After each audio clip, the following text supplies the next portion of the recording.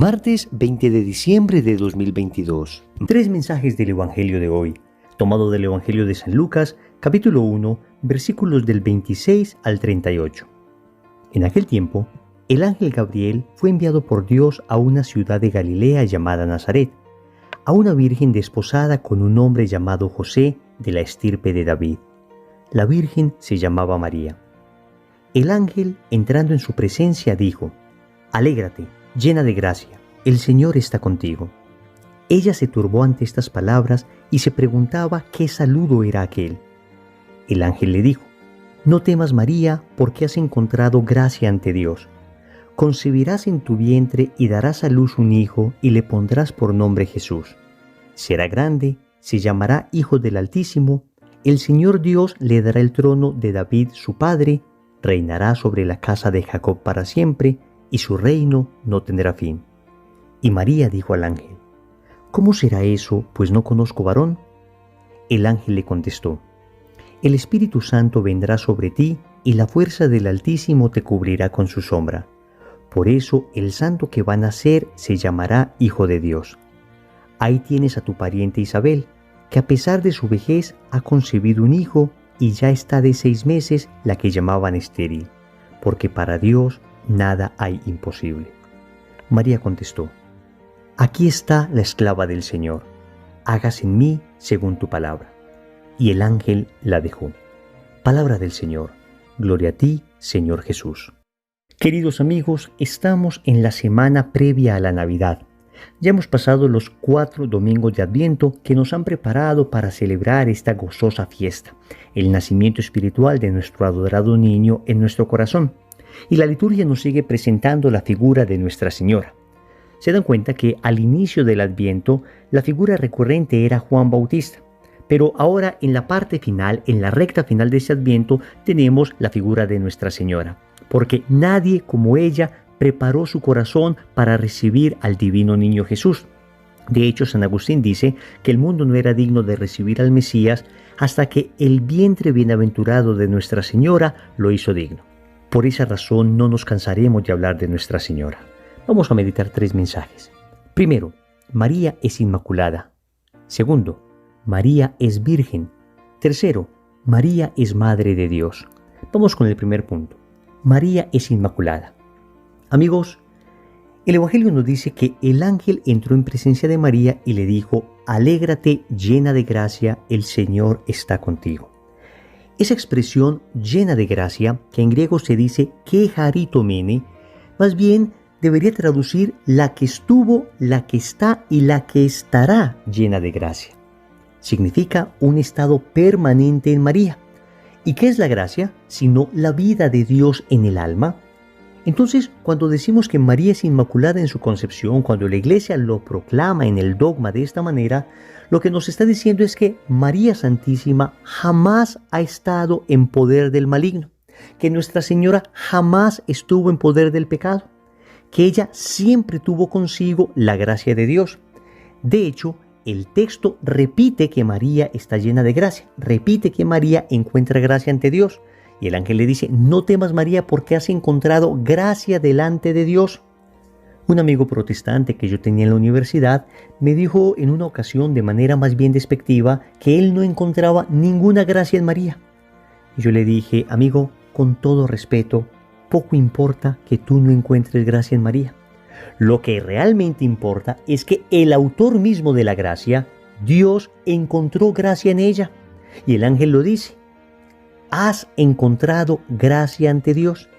Entonces, si ante nuestros pecadores ojos, ante nuestros ignorantes pensamientos, la Santísima Virgen María no llegara a encontrar gracia, lo realmente importante es saber que ante el que es la gracia misma, María se encuentra llena de gracia. Es como si yo dibujase un cuadro y de repente viniese una persona que no tiene la menor idea del arte y me dice que no le gusta el cuadro. Pues la verdad es que poco importa que una persona que no conozca de arte no sepa admirar una obra. Pero si de repente viene Miguel Ángel, viene Leonardo da Vinci, viene Goya, viene algún gran pintor y admira la obra y dice que es una obra de arte, pues la verdad es que vale el juicio de aquel que es experto. Y en términos de gracia, Dios es el experto y es Dios el que ha encontrado gracia en María. ¿Y por qué ha encontrado gracia en María? Amigos, estamos 33 años antes de la redención. ¿Cómo es posible que María esté llena de gracia si Cristo no ha muerto todavía? Amigos, recordemos que la Virgen María en el Magnificat dijo: «Se alegra mi espíritu en Dios, mi Salvador». La Virgen Santísima estaba reconociendo a Dios como Salvador 33 años antes de la redención. ¿Por qué? Definitivamente porque los méritos de Cristo se aplicaron anticipadamente a nuestra Madre. Expliquémoslo de una manera clara. El Salmo 51, versículo 7, aclara que todos nacemos pecadores. Dice textualmente: «Pecador me concibió mi madre». Es lo que se llama el pecado original. Pero la Santísima Virgen María fue preservada del pecado original. Claro que ella fue salvada. Dios la salvó preservándola del pecado original. Por eso se conoce como una salvación preventiva. En cambio nosotros, Dios nos salvó liberándonos del pecado original con el que nacimos. Por eso se conoce como una salvación liberativa. Entonces la Santísima Virgen María sí fue salvada, pero de manera preventiva. Es semejante a una persona que va por un camino sin darse cuenta que adelante hay un hoyo. Hay dos maneras de salvar a esa persona: o evitar que caiga en el hoyo, o, si es que cayó en el hoyo, sacarlo de allí. Pues lo que Dios hizo con la Santísima Virgen María fue evitar, por los méritos de Cristo, de manera anticipada. Recordemos que Dios es el eterno presente y los méritos de Cristo no solo afectaron positivamente, digamos, a las personas a partir de Cristo hacia adelante, sino que Cristo es como una gran luz que se irradia hacia adelante y hacia atrás. La gracia de Cristo abarca a toda la historia de la humanidad. Entonces, la Santísima Virgen María, de manera preventiva, fue salvada del pecado. Y esto nos recuerda la importancia de la vida de la gracia. Cuando tú y yo nacemos, nos bautizan rápidamente, porque al momento de nacer estamos con el pecado original, pero en el momento en que somos bautizados, la gracia de Dios habita en nosotros. Esto de la gracia de Dios no es otra cosa que la vida de Dios en nuestra alma. La naturaleza de Dios se nos participa. Si pecamos mortalmente, perdemos esa gracia, pero la podemos volver a recuperar a través del sacramento de la reconciliación. Y podemos acrecentar esa gracia con el ejercicio de las virtudes, especialmente de la caridad, con la oración, con la mortificación. Esa gracia hay que cuidarla como el más grande tesoro, al punto que un santo como Domingo Sabio decía: «Prefiero morir antes que pecar». Es decir, es más importante preservar la gracia incluso que preservar la vida. Y los mártires han estado dispuestos siempre a dar la vida antes que perder la gracia. Familia, si no estamos confesados, ¿qué estamos esperando? Y si lo estamos y estamos viviendo en gracia, a cuidar ese estado como el más grande tesoro. Segundo, María es virgen. El Evangelio nos dice en un solo versículo 2 veces que María es virgen. Es el único versículo donde en 2 ocasiones se llama virgen a alguien. En toda la Biblia no hay otro versículo así. Dice el texto: «En aquel tiempo el ángel Gabriel fue enviado por Dios a una ciudad de Galilea llamada Nazaret, a una virgen desposada con un hombre llamado José, de la estirpe de David. La virgen se llamaba María». Miren que el Evangelio quiere resaltar la virginidad de María. Y esto precisamente porque se está cumpliendo una profecía del Antiguo Testamento. En Isaías capítulo 7, versículo 14, el Señor profetizó que el Mesías nacería de una mujer virgen. Y así dice el profeta: «El Señor pues les dará esta señal: la virgen está embarazada y da a luz un varón a quien le pone el nombre de Emmanuel», es decir, Dios con nosotros. Hasta aquí el texto del profeta Isaías. Todo Israel sabía que el Mesías nacería de una mujer virgen, de manera que la virginidad de María era indispensable, porque era la señal para reconocer al Mesías. De manera que María debía permanecer virgen porque la señal debía ser evidente. Una señal se da para que sea visible. Y si Israel, según la profecía de Isaías, iba a reconocer al Mesías porque su madre era virgen, pues no tiene sentido que de repente la virgen aparezca con 3, 4, 5, 7 hijos y que después la gente diga: «A ver, ¿este es el Mesías? ¿Y la mamá es esta que llaman virgen con 7 hijos?» Israel no podría reconocer al Mesías así. En cambio, si veían al Mesías y veían a su mamá, que no tenía más hijos porque en la cruz Jesús se la tuvo que dejar a su apóstol Juan, y hubiera sido una tremenda injusticia, hubiera sido un atropello de parte de Jesús, que si él tuviese más hermanos, si María tenía más hijos, hubiera sido, repito, un atropello que le hubiera dejado a su madre a un apóstol. Por consiguiente, María no tenía más hijos. Entonces, si esta era la señal, entonces María debía ser virgen antes del parto, en el parto y después del parto. Por eso, cuando el ángel le dijo a María que concebiría a un niño, la Virgen responde: ¿cómo será esto si no conozco varón? Es una respuesta bien extraña de la Virgen, y solo se entiende adecuadamente si afirmamos que la Virgen María había hecho ya un voto de virginidad. Noten que el ángel le dice que ella concebirá un niño. El texto nos dice que ella estaba prometida con José. Lo natural sería que ella pensara: si voy a concebir un hijo, lo voy a concebir de José. Pero María responde: no conozco varón, y responde en presente. Porque en realidad ella no está simplemente hablando de su situación actual. Ella está hablando de un estado habitual que ella había tomado la decisión de seguir. Les ilustro esto con un sencillo ejemplo. Supongamos que usted me dice a mí: Wilson, mañana vamos a ir a una dulcería donde te voy a invitar a comer chocolatinas. Y yo te respondo: ¿cómo puede ser esto si yo no como dulce?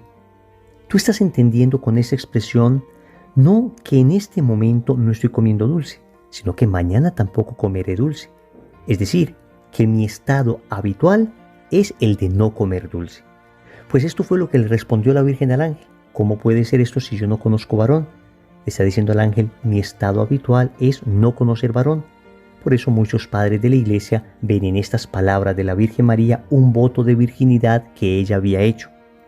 El caso es que el Catecismo de la Iglesia Católica, en el numeral 499, dice con claridad que nosotros creemos en la virginidad real de Nuestra Señora. Escucha: la profundización de la fe en la maternidad virginal ha llevado a la Iglesia a confesar la virginidad real y perpetua de María, incluso en el parto del Hijo de Dios hecho hombre. En efecto, el nacimiento de Cristo, lejos de disminuir, consagró la integridad virginal de su madre. Hasta aquí el catecismo. De manera, queridos amigos, que defendemos la virginidad de María porque defendemos el mesianismo de Cristo, porque esta era la señal que Israel tenía para reconocer al Mesías. Pero eso nos dice algo hoy a nosotros, y es que debemos nosotros pedir mucho al cielo la gracia de la pureza, la gracia de la castidad. Es uno de esos dones indispensables para aprender a amar adecuadamente. En el noviazgo, la castidad de los novios les prepara para la fidelidad en el matrimonio. En el matrimonio también hay que vivir la pureza, viviendo una sexualidad sana, una sexualidad bella como Dios la quiere, una sexualidad humana.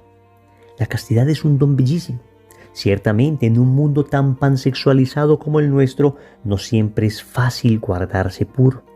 Pero amigos, aunque la pureza, la castidad, la limpieza interior sea un árbol de raíces amargas, les aseguro que es un árbol de dulcísimos frutos. El fruto de la castidad es precioso y vale la pena todo el esfuerzo, que siempre tiene ayuda de la gracia, siempre Dios ayuda en ese esfuerzo. Vale la pena todo ese esfuerzo para saborear el fruto del amor verdadero, producto de la castidad. Tercero, María es Madre de Dios. El ángel le dice a María: el Espíritu Santo vendrá sobre ti y la fuerza del Altísimo te cubrirá con su sombra. Por eso el santo que va a nacer se llamará Hijo de Dios.